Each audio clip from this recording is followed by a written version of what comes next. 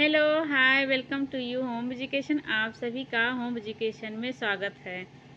आज हम पढ़ने वाले हैं त्रिबुद्धि का सिद्धांत। ठीक है, त्रिबुद्धि का सिद्धांत हमने पिछली वाली कक्षा में आपको एक कारक सिद्धांत के बारे में बताया था और द्विखंडात्मक सिद्धांत के बारे में बताया था। ठीक है, एक कारक सिद्धांत के प्रतिपादक कौन थे? अल्फ्रेड बीने जी थे। ठीक है, फिर हमने द्विखंडात्मक सिद्धांत के प्रतिपादक का नाम क्या पढ़ा था? स्पीयरमैन के बारे में पढ़ा था। स्पीयरमैन ने 2 प्रकार की बुद्धि का जिक्र किया था, जबकि उन्होंने अल्फ्रेड बीने ने जो एक कारक सिद्धांत था, उन्होंने कहा था किसी भी इंसान के अंदर एक प्रकार की बुद्धि होती है। ठीक है, उसी एक प्रकार की बुद्धि से सारे काम करते हैं।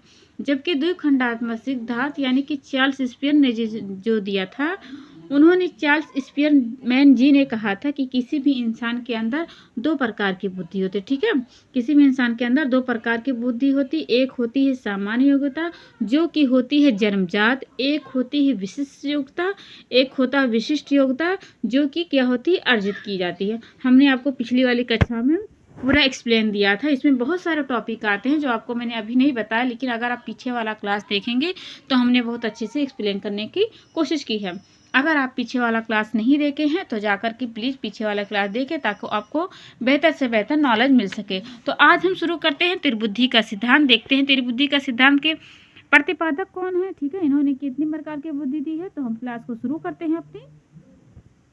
देखो, त्रिबुद्धि का सिद्धांत जैसे कि नाम से जाहिर हो रहा है कि त्रिबुद्धि यानी कि 3 बुद्धि। तिर मतलब कि 3 बुद्धि। जैसे कि नाम से अगर आपको याद नहीं हो रहा तो वैसे याद कर ले, तिर मतलब 3 बुद्धि। ठीक है, यानी कि त्रिबुद्धि का सिद्धांत किसने दिया, यानी कि इसके प्रतिपादक जी कौन हैं?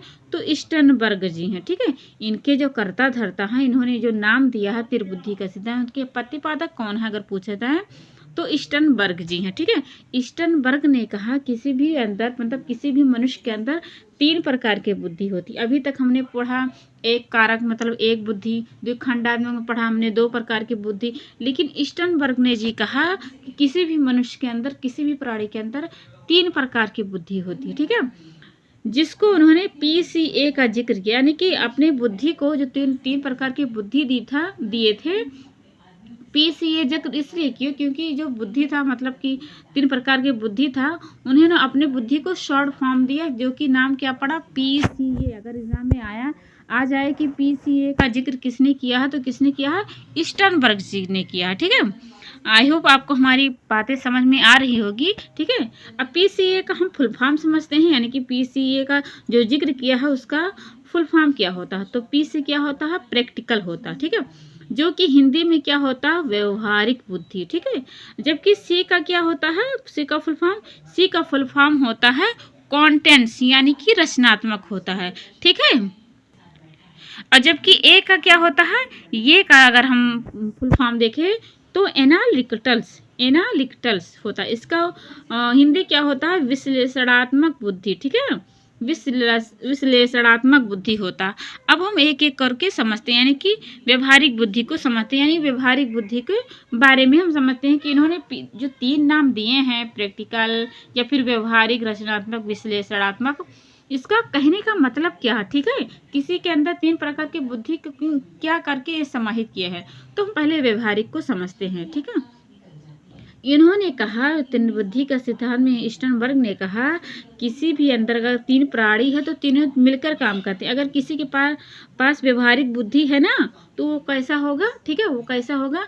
कोई भी अगर काम हो रहा है, ठीक है, उसके सामने हो रहा है, तो उसको क्या करेगा? अपने अंदर इंक्लूड करना चाहेगा। ठीक है, वो अपने अंदर अप्लाई करना चाहेगा, यूज करना चाहेगा या फिर अमल करना चाहेगा। जो भी अच्छाई होती है व्यवहारिक बुद्धि होती है। ठीक है, व्यवहार वाला जो होता है मतलब कि जैसे मान लीजिए कि अब कोई मोबाइल में कुछ गेम देख रहा है, गेम नहीं, कोई मारपीट वाला देख रहा है या कोई खाना देख रहा है, तो उसके कोई भी प्राणी उसको अमल करके वो चीज़ अपने घर में लागू करे। ठीक है, कोई अच्छाई हो रही है या कुछ भी बुराई हो रही तो अपने डेली लाइफ में उसे क्या करता है? इंक्लूड करना चाहता है, यानी डेली लाइफ में वो करना चाहता है, यानी कि व्यवहार में लाना चाहता है, तो उसको क्या कहते हैं?